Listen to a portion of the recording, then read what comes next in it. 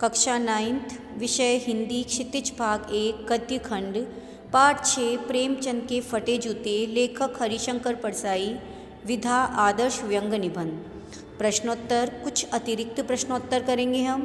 प्रश्न 1 है, लेखक हरिशंकर परसाई जी ने प्रेमचंद को साहित्यिक पुरखा कहा है, स्पष्ट कीजिए।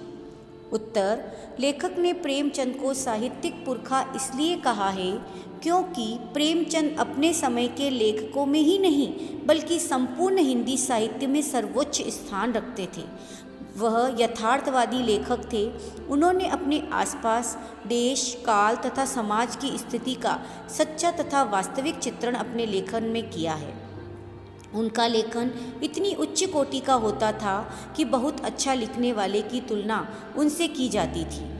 उन्होंने जिन विषयों पर लेखनी चलाई उनकी प्रासंगिकता आज भी उतनी ही है।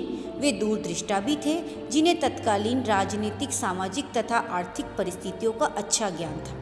प्रश्न 2, गंदे से गंदे आदमी की फोटो भी खुशबू देती है। पंक्ति के माध्यम से हरिशंकर परसाई क्या कहना चाहते हैं?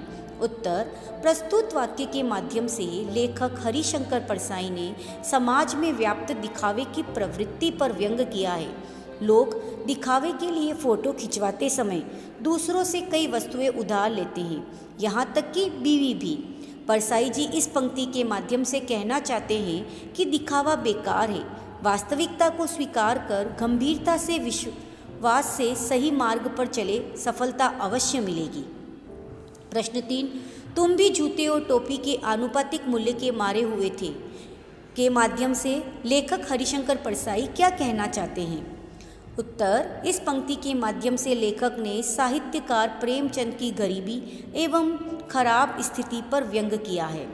प्रेमचंद उच्च कोटि के साहित्यकार थे जिन्हें टोपी की तरह सिर पर धारण किया जाना था, अर्थात उनका भरपूर सम्मान किया जाना था, पर समाज में टोपी की बजाय जूते की कीमत अधिक आंकी जाती थी।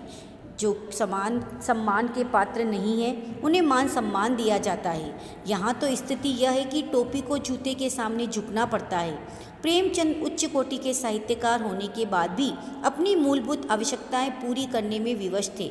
वे गरीबी में जीवन यापन कर रहे थे। प्रश्न 4, तीला सामाजिक कुरीतियों का प्रतीक है, कैसे? तीला समाज में व्याप्त रूढ़ियों की ओर संकेत करता है। कुछ लोग इन रूढ़ियों से समझौता कर लेते हैं या इनसे बचकर निकल जाते हैं। यह रूढ़ियाँ विरोधी ताकतें भी हो सकती है जो मनुष्य को बुरे कार्य करने के लिए प्रेरित करती है। साहित्य में भी इन बुराइयों एवं शोषित समाज की समस्याओं को उठाया जा सकता है, तभी ये नष्ट हो सकती है। धन्यवाद।